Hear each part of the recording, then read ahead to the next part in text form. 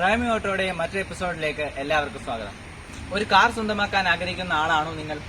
ഒരു പുതിയ കാർ എടുക്കാൻ നിങ്ങൾ ആഗ്രഹിക്കുന്നില്ല, എന്നാൽ ഒരു സെക്കൻഡ് ഹാൻഡ് കാർ എടുക്കാമെന്ന് വെച്ചാൽ നിങ്ങൾ പറ്റിക്കപ്പെടുമോ എന്നൊരു ചിന്ത നിങ്ങൾക്കുണ്ട്. അപ്പോൾ ഒരു സെക്കൻഡ് ഹാൻഡ് കാർ എങ്ങനെ പറ്റിക്കപ്പെടാതെ എടുക്കാമെന്നുള്ളതും ഒരു സെക്കൻഡ് ഹാൻഡ് ഓണറുടെ അനുഭവം കൂടി ചേർത്തുകൊണ്ടുള്ളതാണ് ഇന്നത്തെ പ്രൈമി ഓട്ടോയുടെ എപ്പിസോഡ്. നമ്മളൊരു വാഹനത്തിന് കൊടുക്കുന്ന ഇമ്പോർട്ടൻസ് പോലെ തന്നെ ഇമ്പോർട്ടൻസ് കൊടുക്കേണ്ട ഒരു കാര്യമാണ് വണ്ടിയുടെ പാസ്റ്റ് അല്ലെങ്കിൽ ഹിസ്റ്ററി. അപ്പൊ അതിന് നമ്മളെ ഏറ്റവും കൂടുതൽ സഹായിക്കുന്ന ഒന്നാണ് വണ്ടിയുടെ RC ബുക്ക്, ടാക്സ്, ഇൻഷുറൻസ്, ഇങ്ങനെയുള്ള പേപ്പേഴ്സ് ഒക്കെ. അപ്പൊ ആദ്യം നമ്മൾ ഒരു വാഹനത്തെ ചെന്ന് കാണുന്നതിന് മുമ്പ് കൂടുതൽ ഇമ്പോർട്ടൻസ് കൊടുത്ത് നോക്കേണ്ട ഒരു സാധനമാണ് വണ്ടിയുടെ ബുക്ക്, പേപ്പർ ഇതെല്ലാം കറക്റ്റ് ആണോ. അതായത് നിങ്ങൾ RC ഓണറിനെ നോക്കണം, RC ബുക്ക് ഉണ്ടോ എന്ന് നോക്കണം, അതേപോലെ തന്നെ ഇൻഷുറൻസ് പേപ്പർ ഉള്ള വണ്ടിയാണോ എന്ന് നോക്കണം, ടാക്സ് പേപ്പർ ഉള്ള വണ്ടിയാണോ എന്ന് നോക്കണം, പൊല്യൂഷൻ കത്ത് എടുക്കുന്നുണ്ടോ എന്ന് നോക്കണം. പിന്നെ ഇത്രയും പേപ്പേഴ്സ് എല്ലാം പെർഫെക്റ്റ് ആണെന്നുണ്ടെങ്കിൽ നിങ്ങൾക്ക് RC ഓണർ സിംഗിൾ ഓണർ ആയിരുന്നോ അതോ ഇതിപ്പോ തേർഡായിട്ടാണോ നിങ്ങൾ വണ്ടി വാങ്ങുന്നതെന്നൊക്കെ അറിയാനായിട്ട് മോട്ടോർ വാഹന വകുപ്പിന്റെ സൈറ്റിൽ കയറി നോക്കിയാൽ നിങ്ങൾക്ക് അറിയാൻ പറ്റും. ഇത്രയും കാര്യം പെർഫെക്റ്റ് ആയാൽ മാത്രമാണ് നമ്മൾ അടുത്ത വണ്ടിയിലേക്ക് നോക്കേണ്ട ആവശ്യം. വാഹന ഉടമ ഷോറൂമിൽ സർവീസ് ചെയ്യുന്ന ഒരാളാണെന്നെങ്കിൽ നിങ്ങൾക്ക് സർവീസ് ബുക്ക് നോക്കുന്ന വഴി വണ്ടിയുടെ മെയിൻ്റനൻസ് ഹിസ്റ്ററിയും ആക്സിഡന്റ് ഹിസ്റ്ററിയും ഒക്കെ അറിയാൻ സാധിക്കും. ഇത്രയും കാര്യങ്ങൾ പക്കയാണെങ്കിൽ നമുക്കടുത്ത വണ്ടിയിലോട്ട് പോകാം. നമ്മളെല്ലാവരും ശ്രദ്ധിക്കുന്ന ഒരു കാര്യമാണ് വണ്ടിയുടെ കിലോമീറ്റർ. 50,000 കിലോമീറ്റർ താഴെയോടെ വണ്ടികളാണ് എപ്പോഴും പ്രൈമി ഓട്ടോ പ്രിഫർ ചെയ്യുന്നത്. കിലോമീറ്റർ കൃത്യമായി കുറയ്ക്കുന്ന ഒരു പ്രവണത ഇപ്പോൾ കണ്ടുവരുന്നുണ്ട്. അത് നിങ്ങൾ ശ്രദ്ധിക്കുക. അതുകൊണ്ട് തന്നെ കഴിയുമെങ്കിൽ നിങ്ങൾക്ക് അത്രയും വിശ്വാസമുള്ള ഒരു ഓണറിൽ നിന്ന് മാത്രം വാഹനം എടുക്കാൻ ശ്രദ്ധിക്കുക. നല്ലൊരു വാഹനം തന്നെയാണോ നിങ്ങൾ നോക്കുന്നതെന്ന് അറിയാനായിട്ട് ഇനി പറയുന്ന കാര്യങ്ങൾ ശ്രദ്ധിച്ചാൽ മാത്രം മതി. വാഹനത്തിന് തട്ടോ മുട്ടോ സംഭവിച്ചിട്ടുണ്ടോ എന്നറിയാനുള്ള ആദ്യത്തെ ഒരു ടിപ്പാണ് നമ്മുടെ ഈ വിൻഡോയിലേക്ക് ഒന്ന് നോക്കാം. സാധാരണ വണ്ടി തട്ടിയാൽ ആദ്യം വിൻഡോ പൊട്ടും അല്ലെ. ഈ ഫ്രണ്ടിലെ വിൻഡോ കണ്ടോ, ഇതില് വണ്ടി മാനുഫാക്ചർ ചെയ്തിരിക്കുന്ന വർഷം എഴുതിയേക്കും. ഇത് എപ്പോഴും ഒറിജിനൽ ഗ്ലാസുകളിൽ മാത്രമേ വരുള്ളൂ.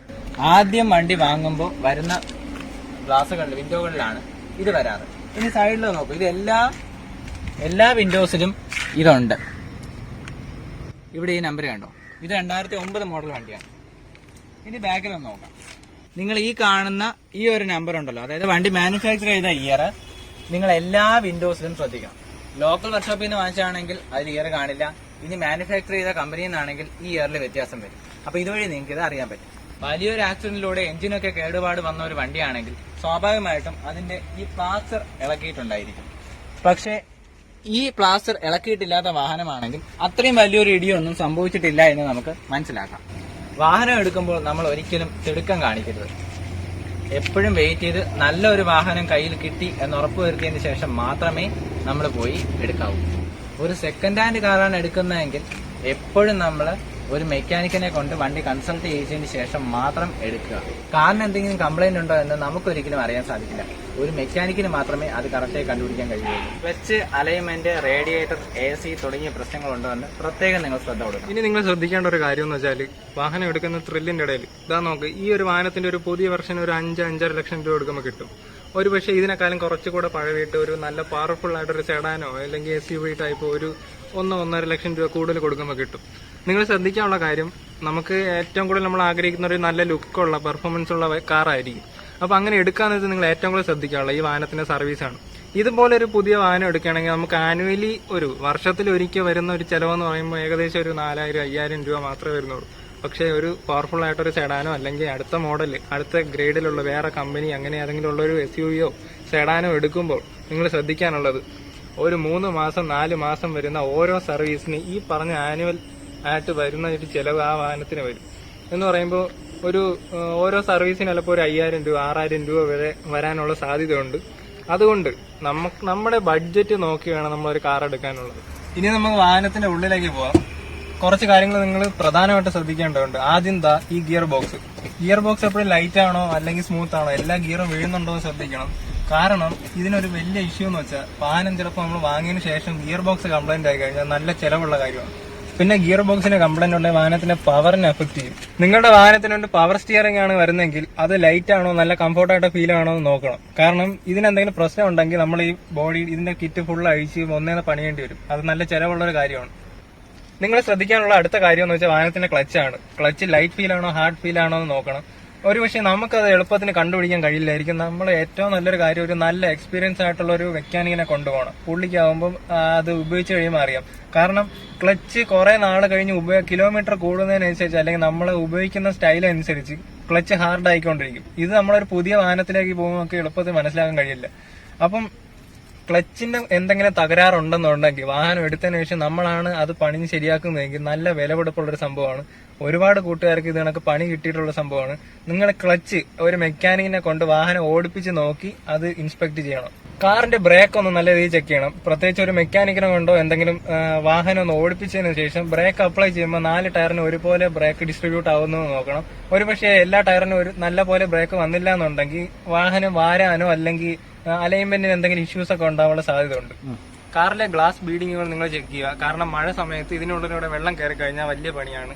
ഇതാ ഈ കാണുന്ന ഇതുവഴിയൊക്കെ ചിലപ്പോൾ വെള്ളം കയറി കഴിഞ്ഞാൽ നമ്മൾ അകത്തിരിക്കാൻ നേരത്ത് സ്റ്റിയറിംഗിനടിയിലോ അല്ലെങ്കിൽ വാഹനത്തിന്റെ ഹിറ്റിനടിയിലൂടെ വെള്ളം നമ്മുടെ മാറ്റിലേക്ക് ലീക്ക് ആകാനുള്ള സാധ്യത ഉണ്ട്. ഇതൊരു വലിയ ഇഷ്യൂ ആണ്. കാരണം ഫ്രണ്ട് ഗ്ലാസ്സിൽ കൂടെയാണ് ലീക്ക് വരുന്നതെങ്കിൽ നിങ്ങൾ ഈ ഗ്ലാസ് മുഴുവൻ ഇളക്കി ഒന്നും കൂടെ ഇടേണ്ടി വരും.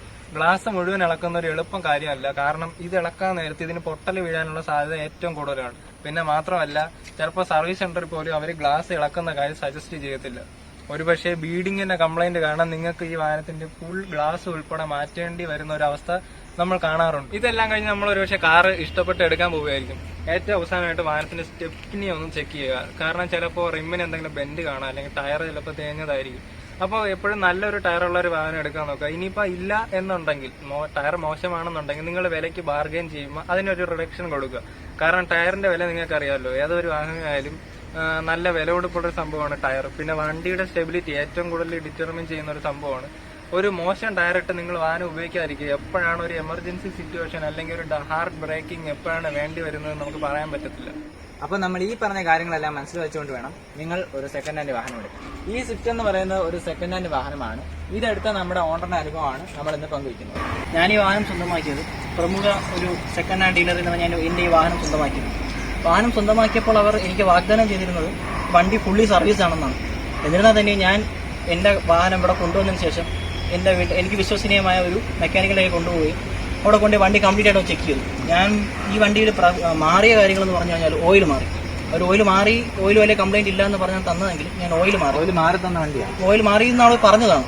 അതുകൊണ്ട് എന്റെ ഒരു വിശ്വാസത്തിന് വേണ്ടിയിട്ട് ഞാൻ ഓയിൽ മാറി, ഫിൽറ്റർ മാറി അത് രണ്ടുമാണ്. പിന്നെ ഒരു ജനറലായിട്ട് ചെക്കപ്പ് എല്ലാം ചെയ്തപ്പോൾ മെക്കാനിക് പറഞ്ഞ് വേറെ കുഴപ്പമൊന്നുമില്ല, ക്ലച്ചിന് വേറെ കംപ്ലൈന്റ് ഒന്നും ഇല്ലാന്ന് പറഞ്ഞു. അതായത് വാഹനം സ്വന്തമാക്കി ഒരു 2 മാസം കഴിഞ്ഞപ്പോഴത്തേക്കും ക്ലച്ചിന് ചെറിയൊരു പിടുത്തം പോലെ വന്നു. ക്ലച്ച് നല്ല ടൈറ്റ് ആവാൻ തുടങ്ങി. അങ്ങനെ ഞാൻ ഇവിടുത്തെ മാരുതിയുടെ ഡീലർഷിപ്പിൽ കൊണ്ട് ചെന്നപ്പോഴത്തേക്ക് അവർ പറഞ്ഞു ക്ലച്ച് കംപ്ലൈന്റ് ആണ്. അത് മുന്നേ ഉപയോഗിച്ചിരുന്ന ആള് ക്ലച്ച് ഉപയോഗിക്കാൻ അറിയാതെ ഉപയോഗിച്ചതുകൊണ്ട് ക്ലച്ച് കംപ്ലൈന്റ് ആയിരുന്നു. അപ്പം ക്ലച്ചിന്റെ പ്ലേറ്റ് 2 മാറണമെന്ന് പറഞ്ഞ് ക്ലച്ച് മാറി. അതിന് ഇച്ചിരി ചിലവായി. അത് കുറച്ച് 10,000-7,000 രൂപയായി. കാരണം ക്ലച്ചിന്റെ സെറ്റോടെ മൊത്തം മാറിയപ്പോൾ നല്ല ചിലവായി. പിന്നെ വേറെ കംപ്ലൈന്റ് ഒന്നും ഈ വണ്ടിയിൽ അധികം പറയാനായിട്ട് ഇല്ല. പിന്നെ അല്ലറ ചില്ലറ ഒരവുകളൊക്കെ വന്നിട്ടുള്ളത് അത് ഞാൻ നോക്കിയതുമില്ല. കാരണം ഞാൻ കൂടുതൽ ഇമ്പോർട്ടൻസ് കൊടുത്ത വണ്ടിയുടെ പെർഫോമൻസിനാണ്. നമ്മളൊരു സെക്കൻഡ് ഹാൻഡ് വാഹനം സ്വന്തമാക്കുമ്പോൾ എപ്പോഴും നമ്മൾ എന്റെ ഒരു അഭിപ്രായത്തിൽ ഞാൻ എല്ലാവർക്കും സജസ്റ്റ് ചെയ്യുന്നത് വണ്ടിയുടെ പുറമേയുള്ള ലുക്കിനേക്കാളും നമ്മൾ ഇമ്പോർട്ടൻസ് കൊടുക്കേണ്ടത് വണ്ടിയുടെ പെർഫോമൻസിനാണ്. കാരണം അത് സെക്കൻഡ് ഹാൻഡ് വണ്ടി ആകുമ്പോഴത്തേക്കും എന്തായാലും അല്ലറ ചില്ലറ ഒരവുകളൊക്കെ കാണും. അപ്പൊ നമ്മൾ അത് നോക്കാതെ വണ്ടിയുടെ പെർഫോമൻസ്, വണ്ടി ഓടുന്ന കണ്ടീഷനിലാക്കി ഇടുക എന്നുള്ളതാണ് നമ്മൾ എപ്പോഴും ഇമ്പോർട്ടൻസ് കൊടുക്കേണ്ടത്. ബാറ്ററി എനിക്ക് മാറേണ്ടി വന്നില്ല. കാരണം ബാറ്ററി ചെക്ക് ചെയ്തപ്പോൾ ബാറ്ററി നല്ല പുതിയ ബാറ്ററി ആയിരുന്നു. ബാറ്ററി ഒന്നും മാറേണ്ടി വന്നില്ല. പിന്നെ ഒരു പ്രശ്നം എനിക്ക് പറ്റിയത് ഈ കാണുന്ന വൈപ്പറിലാണ്. ഞാനത് എന്റെ ഭാഗത്തു നിന്നൊരു മിസ്റ്റേക്കാണ്. കാരണം ഈ വൈപ്പറിന്റെ ബ്ലേഡ് ആദ്യം വാങ്ങിച്ചപ്പോൾ പഴയതായിരുന്നു. ഞാൻ ശ്രദ്ധിക്കാതെ വൈപ്പർ ഇട്ടപ്പോഴത്തേക്കും ഈ പറയുന്ന ഗ്ലാസിൽ 2 വര വീണു, പോറിൽ വീണു. അപ്പം ഇത് ഒരു ഡിഫക്റ്റീവായിട്ട് എനിക്ക് എന്റെ ഭാഗത്തു നിന്നൊരു മിസ്റ്റേക്ക് ആണെങ്കിലും അത് ഈ വാഹനം വാങ്ങുന്നവരെ ശ്രദ്ധിക്കുക. കാരണം പഴയ വണ്ടികളാകുമ്പോഴത്തേക്ക് വൈപ്പറിന്റെ ബ്ലേഡ് കംപ്ലൈന്റ് ആവാൻ ചാൻസ് ഉണ്ട്. അപ്പോൾ നിങ്ങൾ ചെയ്യേണ്ടത് വൈപ്പറിന്റെ ബ്ലേഡ് മാറുക. വലിയ ചിലവുള്ള കാര്യമല്ല. ഒരു 10-200 രൂപയ്ക്കകത്ത് വരുന്നതേ ഉള്ളൂ. മാറിക്കഴിഞ്ഞാൽ ഇതുപോലെ ഈ ഉണ്ടായ ഒരു ഒരവ് നിങ്ങൾക്ക് മാറും. കാരണം ഇത് ഒരിക്കലും മാറുന്ന ഒരു കാര്യമല്ല ഗ്ലാസ് മാറ്റാതെ. അത് വൈപ്പറിന്റെ കാര്യം പറഞ്ഞുകൊണ്ട് ഞാൻ ഒരു ടിപ്പും കൂടെ പറഞ്ഞുതരാം. നമ്മളെപ്പോഴും വണ്ടി വെയിലത്തൊക്കെ ഇട്ടേക്കുന്ന സമയത്ത് ഈ ഒരു പോർഷനിൽ വൈപ്പർ ആക്കി ഇട്ടേക്കുക. കാര്യം ഈ റബ്ബർ ഉരുകിയിട്ട് അത് ഗ്ലാസ്സിൽ ഒട്ടിച്ചേരുകയും അങ്ങനെ ഒരു കംപ്ലൈന്റ് വരുന്ന ഒരു ചാൻസ് ഉണ്ട്. കാര്യം ഈ ഗ്ലാസ് നല്ല ചൂടായിരിക്കുമല്ലോ. അപ്പൊ അത് ഒരു ടിപ്പായിട്ട് ഞാൻ ഇതിന്റെ ഇടയിൽ കൂടെ പറഞ്ഞതാണ്. ഞാൻ അടുത്തതായിട്ട് പറയാനുള്ളത് ഈ വാഹനം സ്വന്തമാക്കിയപ്പോൾ ഈ വാഹനത്തിന്റെ 4 ടയറും അത്യാവശ്യം മോശമായ ടയറായിരുന്നു. പക്ഷെ ഞാനതിന് അത് അവരോട് പറഞ്ഞു. കാരണം 4 ടയറാകുമ്പോഴത്തേക്ക് നല്ലൊരു തുക നമുക്ക് ടയറിലേക്ക് തന്നെ മാറ്റി വെക്കേണ്ടി വരും. അത് ഞാൻ അവരോട് പറഞ്ഞ് ആ ഒരു വിലയും കൂടി അഡ്ജസ്റ്റ് ചെയ്തിട്ടാണ് ഈ വാഹനം. എന്നിട്ട് ഞാൻ 4 ടയർ മാറുകയും അതോടൊപ്പം തന്നെ അതിന്റെ അലൈൻമെന്റ് ചെക്ക് ചെയ്യുകയൊക്കെ ചെയ്തപ്പോൾ വണ്ടി നല്ലൊരു ഓടാൻ നല്ല പാതിനൊരു കണ്ടീഷനിലായി വണ്ടി മാറി എന്നുള്ളതാണ് എനിക്കിതിൽ പറയാൻ. അപ്പൊ ഇതല്ലാതെ ഇനി വേറെ എന്തെങ്കിലും പ്രശ്നങ്ങൾ ഫേസ് ചെയ്തിട്ടുണ്ടായിരുന്നു? അതല്ലാതെ പിന്നെ വന്ന ഈ പറയുന്ന വലിയ ചിലവുകളൊന്നും അല്ല, ചെറിയ ചിലവുകൾ. അതായത് ഇതിന്റെ അകത്ത് ഒരു ഫാൻ ബെൽറ്റ് ഉണ്ട്, അതായത് എഞ്ചിൻ ബെൽറ്റും AC ബെൽറ്റ് എന്ന് പറഞ്ഞ ഓൾട്ടർനേറ്റർ ബെൽറ്റ് ഉണ്ട്. ഈ 2 ബെൽറ്റ് അധികം പഴകിയ വണ്ടികളാണെങ്കിൽ ഇത് ലൂസാവുകയും ഒരു ഒരച്ചിൽ സൗണ്ട് ഉണ്ടാവാൻ, സൗണ്ട് നല്ല സൗണ്ട് സ്റ്റാർട്ട് ചെയ്യുന്ന സമയത്ത് സൗണ്ട്, അത് ക്രമേണ വണ്ടി ചൂടാകുമ്പോൾ അത് പോവുകയും ചെയ്യും. അപ്പൊ അത് ഞാൻ മാറിയിട്ടുണ്ടായിരുന്നു. ഇത് വണ്ടി എടുക്കുന്ന സമയത്ത് ഈ സൗണ്ട് ഇല്ലായിരുന്നു? അപ്പോൾ വണ്ടി എടുക്കുമ്പം ഇല്ല, ആ സമയത്ത് ഇല്ല. കാരണം അവര് തരുമ്പോഴത്തേക്ക് ചെറുതായി ടൈറ്റ് ചെയ്ത് കഴിഞ്ഞാൽ അറിയത്തില്ല. കുറച്ച് കഴിയുമ്പോൾ ഇത് ഓടി ലൂസ്. അത് നമ്മൾ ശ്രദ്ധിക്കേണ്ട ഒരു കാര്യമാണ്. വണ്ടി എടുത്തപ്പോൾ വണ്ടി പക്കാ സൈലന്റ് ആയിരുന്നു, അത് കഴിഞ്ഞപ്പോൾ വന്നൊരു കംപ്ലൈന്റ് ആണത്. അധികം ചെലവ് വരാത്ത ഒരു കാര്യങ്ങളാണ് അത്. 1,500 രൂപയ്ക്കകത്ത് തന്നെ അത് മാറി കിട്ടും എന്നുള്ളതാണ്. അത് മാറിയില്ലെങ്കിലുള്ള പ്രശ്നം എന്ന് പറഞ്ഞു കഴിഞ്ഞാൽ വണ്ടിക്ക് ഡിലേ വരാൻ ചാൻസ് ഉണ്ട്, അതായത് വണ്ടിയുടെ മൈലേജ് കുറയാൻ ചാൻസ് ഉണ്ട്. ഓക്കെ, അപ്പോൾ പുള്ളിക്കാരന്റെ അനുഭവത്തിൽ നിന്ന് ഞാൻ വേറൊരു കാര്യം കൂടെ പറയാം. നമ്മൾ എപ്പോഴും ഒരു സെക്കൻഡ് ഹാൻഡ് വാഹനമാണ് വാങ്ങിക്കുന്നത്. അപ്പോൾ അതുകൊണ്ട് തന്നെ നമുക്ക് വലിയൊരു തുക നമുക്ക് മാറി കിട്ടും എന്ന് വെച്ച് നമ്മൾ എക്സ്ട്രാ ഇനി ഒരു പൈസയും ചിലവാവില്ല എന്ന് വിചാരിക്കരുത്. ഒരു 10,000 രൂപ കൂടി നമ്മൾ എക്സ്ട്രാ എപ്പോഴും മാറ്റിയിട്ടേക്കുക. കാര്യം ആ ഒരു എമൗണ്ടിനുള്ള എന്തെങ്കിലും പണികൾ വന്നാൽ നമ്മൾ ചെയ്യണം, അതൊരു നഷ്ടമായിട്ട് കണക്കാക്കണ്ട. പിന്നെ വേറൊരു കാര്യം എന്ന് പറയുന്നത്, വണ്ടി എടുത്തുടനെ തന്നെ പുള്ളിക്കാരൻ ചെയ്തതുപോലെ ഓയിലും ചേഞ്ച് ചെയ്ത് അലൂമിനിയം ചെക്ക് ചെയ്ത് കഴിഞ്ഞാൽ പിന്നീട് ഉണ്ടാവുന്ന ഈ ടയർ വെട്ടിത്തയ്യൽ അങ്ങനെയുള്ള വലിയ വലിയ ഇഷ്യൂസ് ഒക്കെ നമുക്ക് ഒഴിവാക്കാൻ പറ്റും. ഞാൻ എന്റെ ഡ്രൈവിംഗ് തുടങ്ങിയത് ഈ വാഹനത്തിൽ നിന്നാണ്. അതായത് ലൈസൻസ് എടുത്തിട്ട് കൈ തെളിയായിരുന്നു എന്നിൽ ഒരു ഡ്രൈവർ എന്ന രീതിയിൽ ഞാൻ കൈ തെളിഞ്ഞത് ഈ ഒരു വാഹനത്തിലാണ്. അതുകൊണ്ട് തന്നെ അല്ലറ ചില്ലറ മുട്ടലും ഒരവുകളൊക്കെ ഉണ്ടായിട്ടുണ്ട്. പക്ഷെ അത് ഒരു സെക്കൻഡ് ഹാൻഡ് വാഹനം ആയതുകൊണ്ട് തന്നെ എനിക്കതൊരു നഷ്ടമായി തോന്നുന്നില്ല. പുതിയ വാഹനമായിരുന്നെങ്കിൽ അത് ഉരഞ്ഞു കഴിഞ്ഞാൽ അതിന് പെയിന്റ് ചെയ്യണം, അത് വലിയ നഷ്ടമാണ്. അപ്പോ വേറെ കാര്യമുള്ളത്, നമ്മളെപ്പോഴും പുതിയതായിട്ട് വണ്ടി ഓടിച്ച് പഠിക്കുന്ന ഒരാള് ഒരു സെക്കൻഡ് ഹാൻഡ് വണ്ടി എടുക്കുന്നത് എന്തുകൊണ്ടും നല്ലൊരു കാര്യമാണ്. പിന്നെ എടുക്കുമ്പോൾ ഒരു കുഞ്ഞു വണ്ടി എടുക്കാൻ നോക്കി കഴിഞ്ഞാൽ നമുക്ക് അത്രയും ചെലവ് കൂടെ കുറച്ച് കിട്ടും. കാര്യം ആദ്യം എന്തായാലും വരവുകളും ഉണ്ടാവും. അപ്പോൾ നിങ്ങളൊരു സെക്കൻഡ് ഹാൻഡ് കാർ നോക്കുന്ന ഒരാളാണെങ്കിൽ നിങ്ങൾക്ക് ഒരുപക്ഷെ ഒരു വലിയൊരു നഷ്ടം ഉണ്ടാവാം, അതല്ലെങ്കിൽ വലിയൊരു ലാഭവും ഉണ്ടാകാം. അതെ, അപ്പോൾ ഈ ഒരു സാഹചര്യത്തിൽ നമ്മൾ മാക്സിമം ഒരു വാഹനം സ്വന്തമായിട്ട് ഉപയോഗിക്കുന്നതായിരിക്കും ഒരു നല്ല കാര്യം, അല്ലേ? അതെ, കോവിഡിന്റെ പ്രശ്നങ്ങളൊക്കെ വന്നുകൊണ്ടിരിക്കുകയാണ്. അപ്പൊ അതുകൊണ്ട് തന്നെ നിങ്ങൾ എപ്പോഴും വിചാരിക്കും സ്വന്തമായിട്ട് നമുക്കൊരു വാഹനം ഉണ്ടായിരുന്നെങ്കിൽ എന്ന്. അപ്പൊ ക്യാഷ് വളരെ കുറച്ചുകൊണ്ട് ഒരു ബഡ്ജറ്റ് കാർ അല്ലെങ്കിൽ ഒരു സെക്കൻഡ് ഹാൻഡ് കാർ നിങ്ങൾക്ക് എങ്ങനെ സ്വന്തമാക്കാമെന്നുള്ളത് വളരെ ഉപയോഗപ്രദമായ ഒരു വീഡിയോ ആണ് എന്ന് നമ്മൾ വിചാരിക്കുന്നു. നിങ്ങൾക്ക് ഇനിയും എന്തെങ്കിലും സംശയങ്ങളോ അല്ലെങ്കിൽ കാർ എടുക്കാനകത്ത് എന്തെങ്കിലും ഭയമോ മറ്റോ ഉണ്ടെങ്കിൽ ഈ വീഡിയോയുടെ താഴെ നിങ്ങൾക്ക് കമന്റ് ചെയ്യാവുന്നതാണ്. നമുക്ക് ചെയ്തു തരാൻ പറ്റുന്ന മാക്സിമം സഹായങ്ങൾ നമ്മൾ പുറത്തുനിന്നായാലും കൊണ്ടുവന്നിട്ട് നിങ്ങൾക്ക് പറഞ്ഞു തരുന്നതായിരിക്കും. ഇന്നത്തെ വീഡിയോ നിങ്ങൾക്ക് വളരെ ഉപകാരപ്രദമായി എന്ന് നമ്മൾ കരുതുന്നു. അപ്പൊ ഇന്നത്തെ എപ്പിസോഡ് നമ്മളിവിടെ വൈൻഡപ്പ് ചെയ്യുകയാണ്. അപ്പൊ അടുത്ത വീഡിയോയുടെ നമുക്ക് കാത്തിരിക്കാം.